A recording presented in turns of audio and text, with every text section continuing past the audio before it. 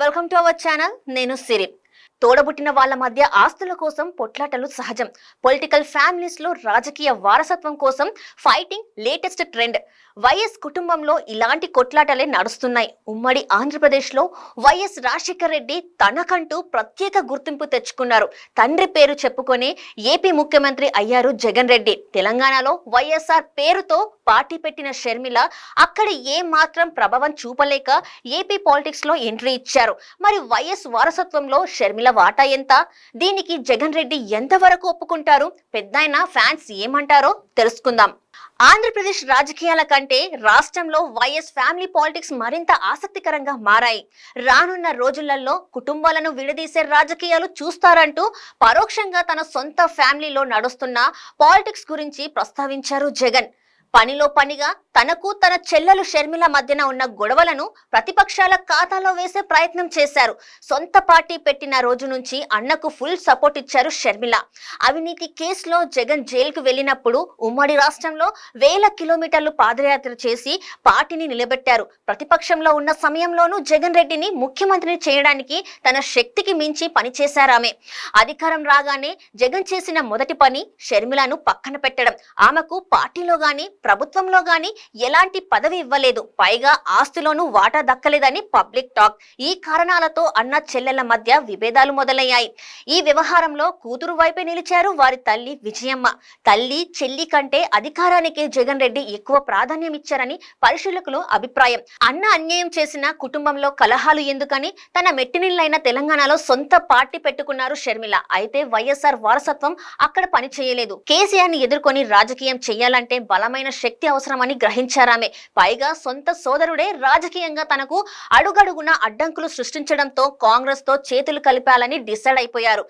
కాంగ్రెస్ నేతలు షర్మిలను పార్టీలో చేర్చుకోవడానికి ఒప్పుకోలేదు.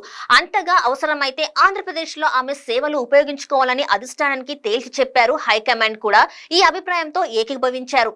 తెలంగాణలో పవర్ చేతికి అందిన వెంటనే నవ్యాంధ్రప్రదేశ్ పై ఫోకస్ పెట్టింది కాంగ్రెస్ హైకమాండ్. జగనన్న వదిలిన బాణాన్ని ఆయనపైనే బ్రహ్మాస్త్రంలా ప్రయోగించారు. ఏపీ పిసిసి చీఫ్ గా షర్మిలను నియమించడంతో అసలు ఆట ప్రారంభమైంది. వైఎస్ రాజశేఖర్ రెడ్డి వారసత్వాన్ని జగన్ పక్కన పెట్టేశారనే అర్థం వచ్చేలా ఏపీ కాంగ్రెస్ నేతలు సోషల్ మీడియాలో ప్రచారం చేస్తున్నారు. వైసీపీ లోగోలో రాజశేఖర్ రెడ్డి ఫోటో మాయమైన వైనాన్ని ఇందుకు నిదర్శనంగా చూపిస్తున్నారు. మొదట్లో వైసీపీ గుర్తులో మధ్యలో పూర్తి వైఎస్ఆర్ ఫోటో ఉండేది. జగన్ ముఖ్యమంత్రి అయ్యాక జగన్ ఫోటో ముందుకు రాగా వైఎస్ బొమ్మ వెనక్కిపోయింది. ఇక ఎన్నికల ముందు వైసీపీ లోగోని గమనిస్తే అందుకే కేవలం జగన్ ఫోటో ఒకటే కనిపిస్తుంది. ఇదే విషయాన్ని మొన్న నిన్న నేడు అంటూ కాంగ్రెస్ నేతలు చేసిన సోషల్ పోస్ట్ మీడియాలో వైరల్ గా మారింది.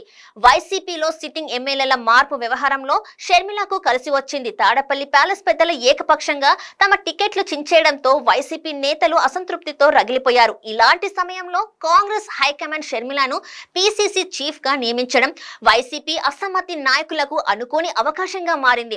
వైఎస్ రాజశేఖర్ రెడ్డిపై అభిమానంతోనో ఆయన పేరు చెప్పుకుంటే ఓట్లు పడతాయనే ఆశతోనో అప్పటి కాంగ్రెస్ నేతలంతా జగన్ పార్టీలో చేరిపోయారు. ఇప్పుడు అక్కడ అవకాశం పోవడంతో మరోసారి కాంగ్రెస్ వైపు చూస్తున్నారు. షర్మిల వెంట నడిచిన వైఎస్ఆర్ పేరుతో ప్రజలను ఓట్లు అడగొచ్చు.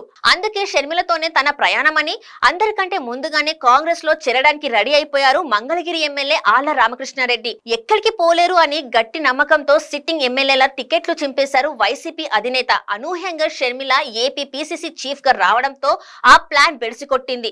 తనను కాదని జగన్ ఎంచుకున్న అభ్యర్థులను ఓడించడానికైనా కాంగ్రెస్ లో చేరడానికి సై అంటున్నారు అసమ్మతి నేతలు.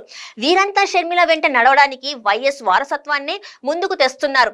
అందరూ రాజన్న కాలేరని జగన్ ను నమ్మి మోసపోయామంటూ ఆవేదన వ్యక్తం చేస్తున్నారు. ఈ పరిణామాలతో నాయకత్వం స్థాయిలో వైఎస్ అభిమానులు భారీ స్థాయిలోనే జగన్ కు దూరం చేస్తున్నారు షర్మిల. జగన్ తప్పుల వల్లే వైసీపీ నాయకులు ఆయనకు దూరం అవుతున్నారన్న వైసీపీ నుంచి బయటకు వెళ్లడానికి షర్మిల రూపంలో వారికి అవకాశం దొరికింది. ఇక సాధారణ కార్యకర్తల విషయానికి వస్తే వైఎస్ఆర్ అభిమానులంతా గంపగుత్తుగా జగన్ రెడ్డి ఫ్యాన్ అయిపోయారు. వీరిలో ఎంతమంది షర్మిల వెంట వెళ్లి మళ్ళీ కాంగ్రెస్ లో వస్తారో ఇప్పుడు చెప్పడం కష్టం. ఎమ్మెల్యేలు ఎంపీలు పెద్ద సంఖ్యలో కాంగ్రెస్ లో చేరితే వారితో పాటు కార్యకర్తలు కూడా హస్తం గుటికి చేరడం ఖాయం. రాజ్యం వీరభోజ్యం అంటారు. ఇప్పుడు కత్తులు పట్టుకొని యుద్ధాలు చేసే పరిస్థితులు లేవు. కానీ ఎంత ఘనమైన వారసత్వం ఉన్న పదవుల కోసం ప్రజాక్షేత్రంలో పోరాటం చేయాల్సిందే. రాజశేఖర్ రెడ్డి కూతుర్ని షర్మిల ఎవరు ముఖ్యమంత్రి పీఠంపై కూర్చోబెడతారు? ఎంపీటీసీగా గెలవాలనుకున్న కష్టపడాల్సిందే. అదీ కాక రాజశేఖర్ రెడ్డి వారసత్వాన్ని జగన్ రెడ్డి పూర్తిగా వాడేశారు. తన విధానాలతో తండ్రికి చెడ్డ పేరు తెచ్చారని చెప్పుకోవచ్చు. ఇప్పుడు షర్మిలకు వైఎస్ఆర్ వారసత్వంలో ఎంత వాటా వచ్చినా ఒరిగేదేముండదని విశ్లేషకుల అభిప్రాయం.